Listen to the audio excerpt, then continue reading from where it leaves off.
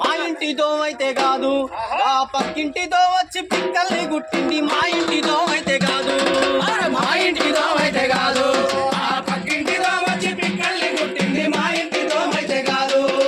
సాయంత్రం మారైతే చాలు, సాయంత్రం మారైతే చాలు.